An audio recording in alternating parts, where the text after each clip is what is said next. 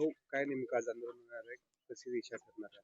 आणि आम्ही आता शांततेचा मार्गाचा टप्पा संपलेला आहे. आता जर सरकारनं दखल जर घेतली नाही तर काही होऊ शकतं. म्हणजे त्याचा अंदाज लागू शकत नाही. आम्ही त्रिशूल घेऊनही चालणार आहोत. या सगळ्या संदर्भात अजूनही 4 वाजेपर्यंत सरकारला आमचं वेळ आहे. 4 नंतर आम्ही काहीही करू शकतो. कुठल्याही स्तरावर जाऊ शकतो.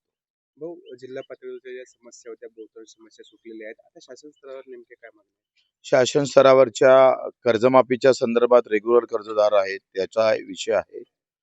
दुसरा पेरणी ते कापणीपर्यंतचा विषय आहे. खास करून मेळघाटमध्ये जर त्याची सुरुवात केली तर प्रचंड ताकद मेळघाटातल्या लोकांना तिथे भेटेल. त्यांचं आर्थिक उत्पन्न वाढण्याची ताकद त्या मागे आहे. जलसंधारणचे कामं म्हणजे प्रत्येक नाल्यावर आणि नदीवर तर पाणी वळवण्याचं काम जर झालं तर प्रचंड कायमची पाण्याची समस्या सोडू शकतोय. इथल्या शिक्षणाच्या संदर्भातला विषय आहे. चुरणीच्या ग्रामीण रुग्णालयाच्या संदर्भातला विषय आहे. त्याचं अपडेट म्हणजे शनिवर्धित करणं गरजेचं आहे. चुरणी तालुक्याचा विषय असणार. तर सगळ्या ज्या महत्वाच्या विषय घेऊन MRGS मध्ये काही बदल करणं गरजेचं आहे. सेमाडोला 3 बसेस ठेवून त्या आजूबाजूच्या गावाला कसं कव्हर करता येईल वाहतुकीसाठी, ह्या सगळ्या विषय घेऊन आणि रायगडच्या आंदोलनानंतर जे मुख्यमंत्र्यांना बैठक घेतली होती त्याच्यातले काही दिव्यांगाचे विषय होते ते सगळे आज चर्चा आम्ही करणार आहोत. आंदोलनाचा आज 9वा दिवस आहे. महाराष्ट्राचे मंत्री अथवा राज्याचे पालकमंत्री कुणाशी काही बोलणं झालं फोनवर?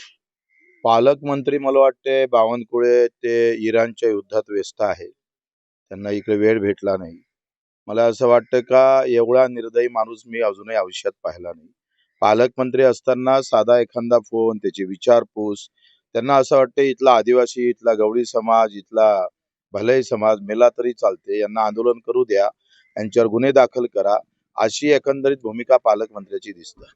त्यांना एकंदरीत याच्यात राजकारण करायला पाहिजे नव्हतं. आम्ही पुऱ्या दौऱ्यामध्ये कधीही कोणत्याही राजकीय पक्षावर बोललो नाही किंवा सरकारवर बोललो नाही, परंतु ते आता बोलण्यास भाग पडत आहे. पालकमंत्र्याला वेळ भेटू नये एवढी राजकारण करण्यात इथे पिण्याचं पाणी भेटत नाही. साधा आज इथे पाहतो का सलोना चिखलदऱ्याहून 16 किलोमीटरवर आहे. इथे पाण्याची अवस्था पाहिली तर अत्यंत बिकट आहे. आणि अशा पालकमंत्री फक्त राजकारण करत असेल, इथले MP ची वाळू रेती जे येतं ते झिरो रॉयल्टीवर येतं आणि महाराष्ट्र त्याच्यावर रॉयल्टी लावतोय. मग तुम्हाला चंद्रपूरची रेती इथं आणायची आहे का?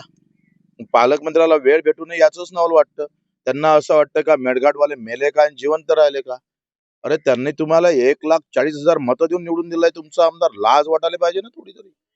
बच्चू कडूंची जी गांधीगिरी होती ती आता संपलेली आहे. भगतसिंग बिल्कुल संपली. अब त्रिशूल लेके झगड़ा होगा.